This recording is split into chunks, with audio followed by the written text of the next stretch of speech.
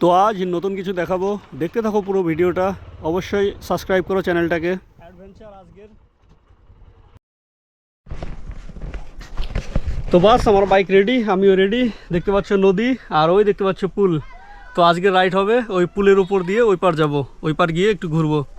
তো যারা যারা এরকম জায়গাতে বাইক চালিয়েছো তারা অবশ্যই কমেন্ট করো, যারা চালাওনি তারা অবশ্যই চেষ্টা করবে এখানেও কোনো দিন চালানোর। তো ভিডিওটা শুরু করছি, দেখতে থাকো।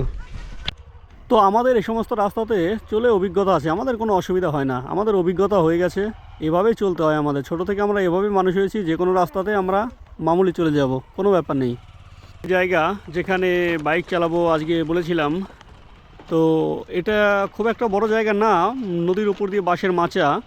এবার নদীর জল মোটামুটি শুকিয়ে গেছে, বাঁশের মাচার উপর দিয়ে আমাদের যেতে হচ্ছে। তো বাঁশের মাচাটা খুব একটা বড় নয়, এটা খুবই রিস্কি একটা জায়গা।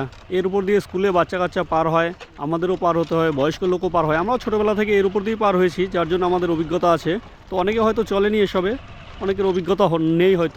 বাইক নিয়ে যেখানে সেখানে ঘুরে বেড়াচ্ছি উদ্দেশ্যহীনভাবে। আপাতত কোনো কাজ করছি না, কিন্তু কাজ তো আমাদের করতেই হয়, কারণ প্রত্যেকটা মানুষকে বেঁচে থাকার জন্য কিছু না কিছু কাজ করতে হয়। নিজের শরীরকে কখনোই ক্ষুধার্ত রাখা উচিত নয়, যার জন্য তো কাজ সবাই পরিশ্রমী, সবাইকে পরিশ্রম করতে হয়। তবে একটা সময় ছিল যখন আমাদের কোনো চিন্তা ভাবনা করার মতো কারণ ছিল না, যখন আমরা শুধু ঘুরে বেড়াতাম, খেলে বেড়াতাম, এটাই আমাদের কাজ ছিল। কিন্তু তো এটা হবে আমাদের অ্যাডভেঞ্চার আজকের।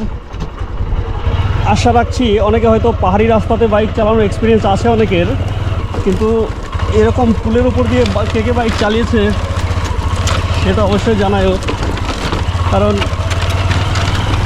বলতে পারবো না কার কার এক্সপিরিয়েন্স আছে। এটা খুবই মুশকিল একটা জায়গা, পড়ে গেলে একবার জলে।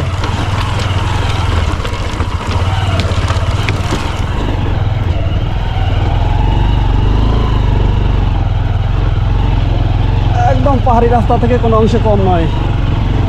বাস এবার আমরা উঠে গেলাম মেন রাস্তায়, এখান থেকে পুরো ভিউটা দেখতে পাবো নদীর।